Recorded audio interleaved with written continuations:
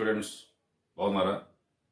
ఈరోజు మనం 8th class వాళ్ళకి హిందీలో ఢిల్లీ సే పత్ర అనే పాఠం చదువుకుందాం. ఢిల్లీ సే పత్ర అంటే ఢిల్లీ నుంచి లెటర్, పత్ర అంటే లెటర్. ఢిల్లీ నుండి లెటర్ వచ్చింది అని. ఢిల్లీ నుండి లెటర్ ఎందుకు వచ్చింది అంటే, ఈ పాఠంలో ఒక విద్యార్థి, ఒక 8th క్లాస్ విద్యార్థి ఢిల్లీకి విహారయాత్రకి వెళ్తాడు. వెళ్ళిన తర్వాత అక్కడ ఉన్న విశేషాలని వాళ్ళ నాన్నగారికి ఒక లెటర్ ద్వారా తెలియజేస్తాడు. అంటే ఎక్కడికన్నా మనం వెళ్ళినప్పుడు ఆ సమాచారాన్ని ఇంకొకరికి తెలియజేయడానికి లెటర్ని ఉపయోగించారు.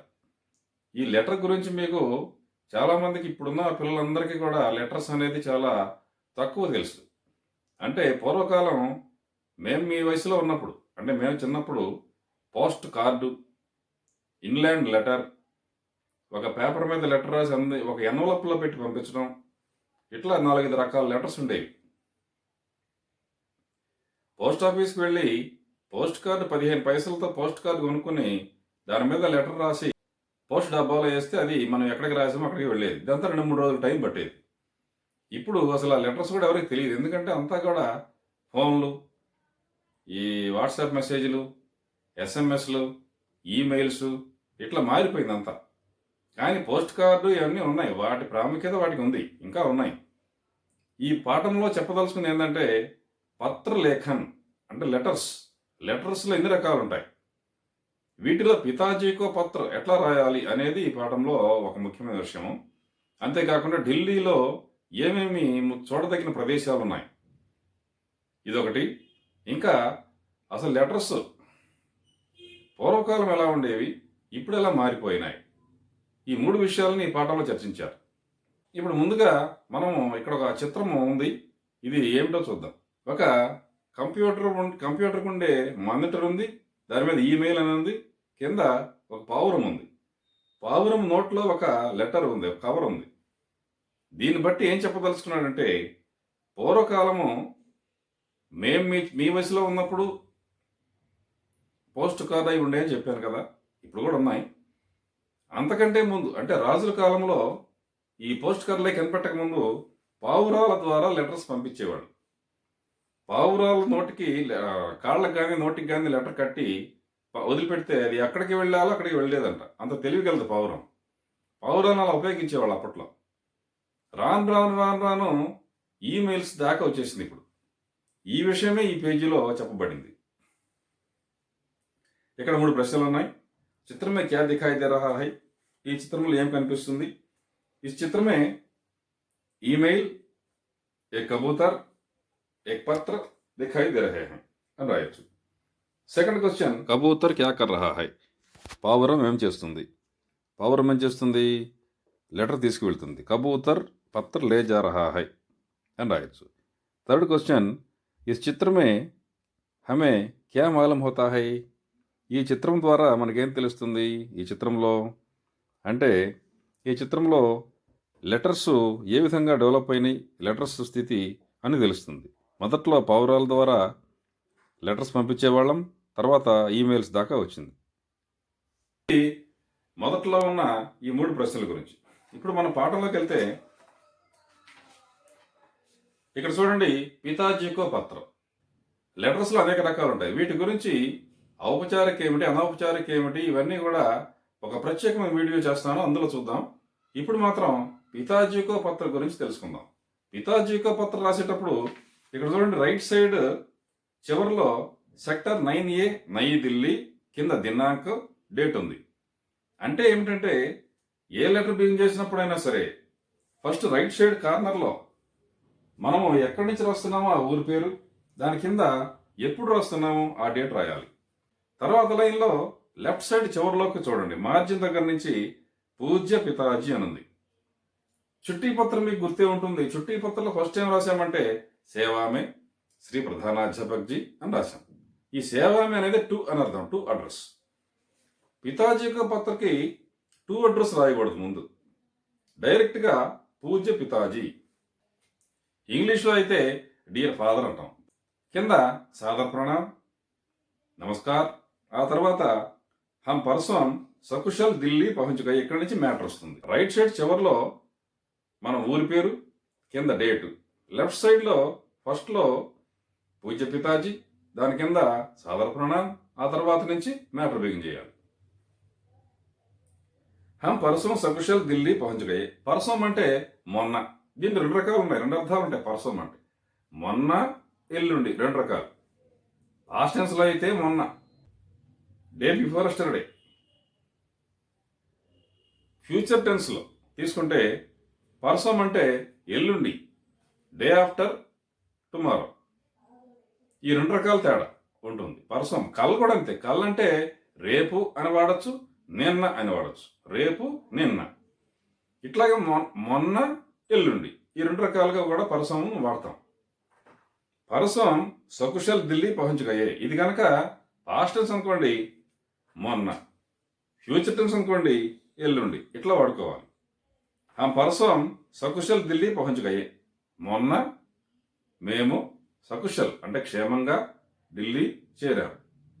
అంటే ఈ పిల్లవాడు స్కూల్ పిల్లలతో కలిసి, టీచర్స్తో కలిసి ఢిల్లీకి ఎక్స్కర్షన్కి వెళ్ళాడు. ఎక్స్కర్షన్కి వెళ్ళి అక్కడ ఉన్న విశేషాలు చూసి వాళ్ళ నాన్నగారికి ఆ విశేషాల గురించి తెలియజేస్తున్నాడు. ఇందులో ముందుగా అసలు ఎప్పుడు చేరాము అనేది రాశాడు. మేము క్షేమంగా ఢిల్లీ మొన్ననే చేరాము. హమారి యాత్ర బహుత్ అచ్చి రహి. మా యాత్ర, మా ప్రయాణం చాలా చక్కగా జరిగింది. ఇప్పుడైతే ఎప్పటికప్పుడు ఫోన్లు ఉంటాయి, అప్పటికప్పుడు మేము పలానా చోట ఉన్నాం మెసేజ్లు ఇస్తుంటాడు, లేకపోతే లైవ్ లొకేషన్ అంటాడు, ఎక్కడ ఉన్నాడో కనుక్కోవచ్చు, ట్రాకింగ్ చేయొచ్చు, ఇటువంటివన్నీ వచ్చినాయి. అప్పుడు బయలుదేరిన తర్వాత అక్కడికి వెళ్ళి లెటర్ రాసిన దాకా తెలియదు చేరాడా లేదా అని నాన్న టెన్షన్ పడుతూ ఉంటాడు. అందుకని ఈ కుమారుడు మేము చక్కగా క్షేమంగా చేరాము. అధ్యాపకుని హమారా బహుత్ ధ్యాన్ రఖా. మాతో పాటు వచ్చిన టీచర్స్ మమ్మల్ని చాలా బాగా చూసుకున్నారు. ధ్యాన్ అంటే శ్రద్ధ. మా మీద చాలా శ్రద్ధగా ఉన్నారు, చక్కగా చూసుకున్నారు. యహా మౌసం అచ్చా హై. ఇక్కడ వాతావరణం, మౌసం అంటే వాతావరణము చాలా బాగుంది. కల్ సుబహ నాశ్తా కర్కే హమ్ సబ్ లోగ్ ఢిల్లీకి సైర్ కర్నే కే లియే నికలే. నిన్న ఉదయం. కల్ అంటే నిన్న, సుబహ అంటే ఉదయం, నాశ్తా అంటే టిఫిన్, అల్పాహారం. కల్ సుబహ బ్రేక్ఫాస్ట్. నిన్న ఉదయము బ్రేక్ఫాస్ట్ చేసుకుని హమ్ సబ్ లోగ్ మేమందరము ఢిల్లీకి సైర్ కర్నే కే లియే నికలే. సైర్ అంటే షికారు అని అర్థం. సైర్ కన్నా అంటే ఒక టూర్కి వెళ్ళడం, ఒక సైట్ విజిటింగ్కి వెళ్ళడం, సైట్ సీయింగ్ అనొచ్చు. దానికి ఢిల్లీలో ఏమేమి ప్రదేశాలు ఉన్నాయో చూడటానికి వెళ్ళాము. సబ్సే పహలే, అన్నిటికంటే ముందుగా హమ్నే కుతుబ్ మీనార్ దేఖా. కుతుబ్ మీనార్ చూసాం అన్నిటికంటే ముందు. ఢిల్లీ అనగానే ముందుగా గుర్తొచ్చేది కుతుబ్ మీనారే. కుతుబ్ మీనార్ ఒక అద్భుతమైన కట్టడము. మేము ఒకసారి ఢిల్లీ వెళ్ళినప్పుడు ఎంత అద్భుతమైన కట్టడమో అది ప్రత్యక్షంగా చూసాం. చాలా హైట్ ఉంది, ఎంతో హైట్ ఉంది. దాని దగ్గర కూర్చుంటే తలకాయ పైకెత్తినా కానీ కనపడదు, మొత్తం కొంచెం దూరంగా వెళ్తే కానీ కనపడేది. అందుకని చాలా అద్భుతంగా ఉంటుంది. ఎర్ర రాయితో కట్టబడింది. ఈ అద్భుతమైన కట్టడాన్ని ముందుగా చూశారు. ఇసే యహ బహుత్ పురాణీ ఇమారత్ హై. యహ బహుత్ అంటే చాలా, పురాణి అంటే పాత. పురాణికి ఆపోజిట్ నయి. పురాణి, నయి. పురాణి ఇమారత్ హై. ఇమారత్ అంటే బిల్డింగ్, కట్టడము. ఇది చాలా పురాతన కట్టడము. ఇసే దేఖకర్తమే దంగ్ రహగయా. పోయి చూశాడంట, ఆశ్చర్యపోయాడు. దంగ్ రహనా అంటే చూస్తూనే ఉండిపోయాడు. వామ్మో, ఇంత హైట్ ఉంది, ఎంత బాగుంది, ఆశ్చర్యపోయాడు. బహుత్ ఊంచా మీనార్ హై. చాలా ఎత్తైన కట్టడం. ఎట్లా కట్టారో అర్థం కాదు. అప్పట్లో ఇంజనీరింగ్ టెక్నాలజీ ఇప్పుడున్నట్టుగా క్రేన్లు లేకపోతే ఈ ఉంటాయి సెంటరింగ్ చేసేవి, ఐరన్ సెంటరింగ్ మీద ఎంత దూరమైనా సరే పైకి వెళ్ళి చక్కగా వర్కర్స్ దాని మీద సెట్ అయ్యి కూర్చొని పని చేసుకుంటున్నారు. అప్పుడు అసలు అవి కనిపెట్టలేదు, ఐరన్ కనిపెట్టలేదు, లేకపోతే ఇవన్నీ కనిపెట్టలే. మరంత హైట్ని ఎట్ట నిలబడి కట్టారో తెలియదు ఇంతవరకు. అజాబక్ జీ నే హమే బతాయా కి గులాం వంశ్ కే ప్రథమ సుల్తాన్ కుతుబుద్దీన్ ఐబక్ నే ఇసే బన్వాయా థా. వాళ్ళ టీచర్ గారు చెప్పారు దాని గురించి. ఏమిటంటే గులాం వంశకే ప్రథమ సుల్తాన్, గులాం వంశం అని ఉంది. బానిస వంశం అంటారు తెలుగులో. రాజుల వంశంలో బానిస వంశం అని ఒకటి ఉంది. ఈ వంశంలో ఉన్న మొదటి రాజు కుతుబుద్దీన్ ఐబక్ అనే రాజుగారు కట్టించారు. అందుకనే ఇది కుతుబ్ మినార్గా పిలువబడింది అని చెప్పారు. ఇస్కి ऊंचाई 280 फुट के करीब है. 280 అడుగులు 280 फीट हाइट ఉంది ఇది. इसके ऊपर पहुंचने के लिए 379 सीढ़ियां हैं. 379 మెట్లు ఉన్నాయంట. సీఢియా అంటే మెట్లు, సీఢి అంటే ఏకవచనం, సీఢియా బహువచనం. ఇన్ని మెట్లు ఉన్నాయి. इसके ऊपर चढ़ने पर चारों ओर का दृश्य बहुत सुंदर दिखाई देता है. దీని పైకి ఎక్కి చూసామనుకోండి, చారో ఓర్ 4 వైపులా కూడా ఢిల్లీ మొత్తం చాలా అద్భుతంగా కనిపిస్తుంది. వహాं से हम లాల్ కిలా పహుంచే. అక్కడి నుంచి లాల్ కిలా అంటే రెడ్ ఫోర్ట్, ఎర్రకోట వెళ్ళారు. ఎర్రకోట ఎప్పుడు విన్నారా మీరు? ఎర్రకోట ఎప్పుడు ఉపయోగిస్తారు? ఎప్పుడు దాని ప్రస్తావన వస్తుంది?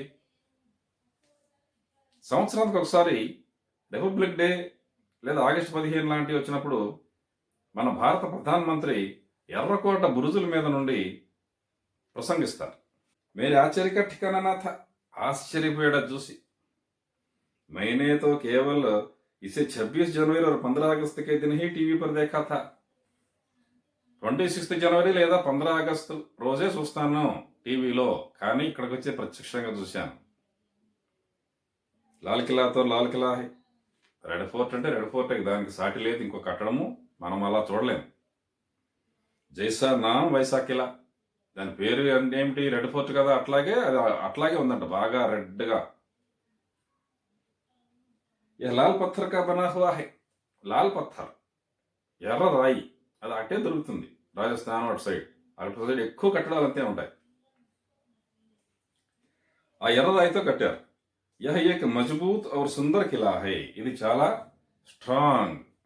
మజబూత్ అంటే స్ట్రాంగ్, దానికి ఆపోజిట్ వీక్. వీక్ ని హిందీలో కమజోర్ అంట. మజబూత్ ఆపోజిట్ కమజోర్. మజబూత్ और సుందర్. సుందర్ కూడా ఆపోజిట్ చెప్పాలి మనం.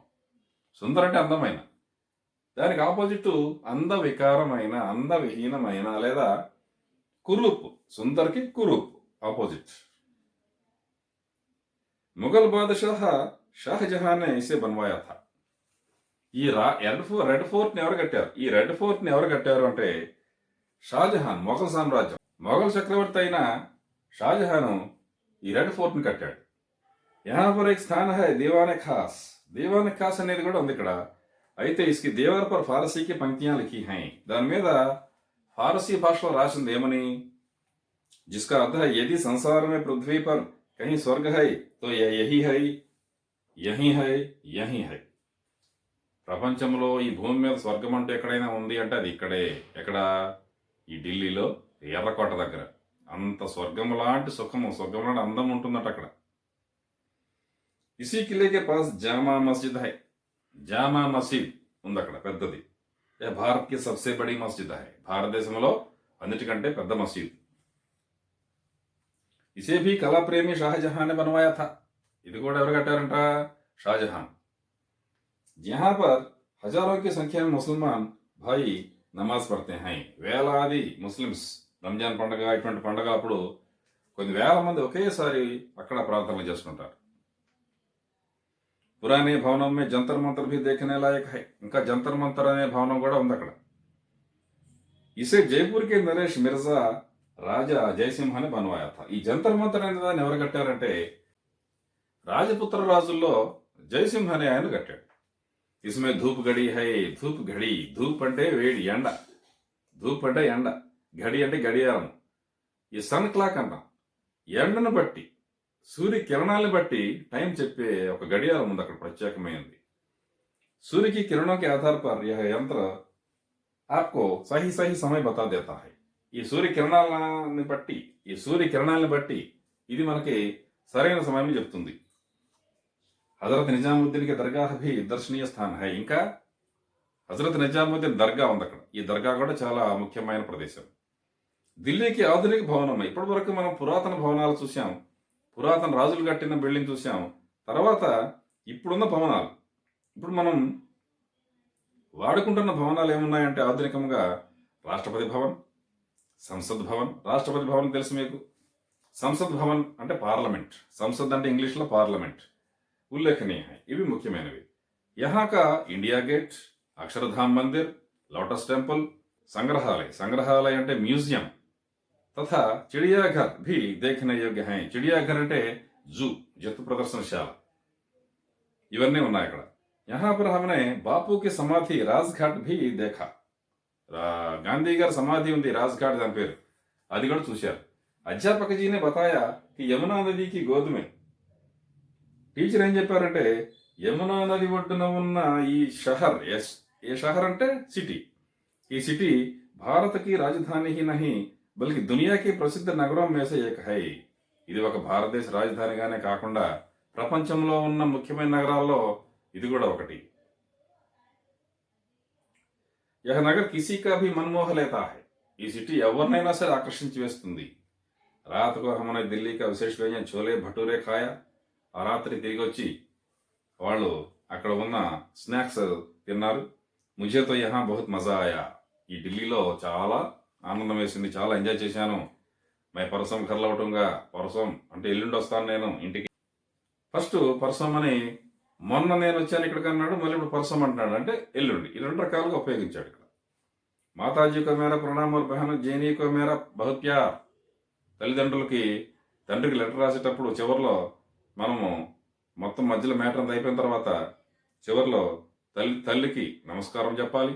ఇంట్లో సోదరుడు కానీ ఉంటే వాడికి అభినందనలు చెప్పాలి, ప్రేమాభిమానాలు చెప్పాలి, శుభాకాంక్షలు చెప్పాలి. ఆ తర్వాత కింద రైట్ సైడ్లో ఆప్కా పుత్రు సని, మీ ప్రియకుమారుడు సని, ఇట్లా మీ పేరు రాసుకోవాలి.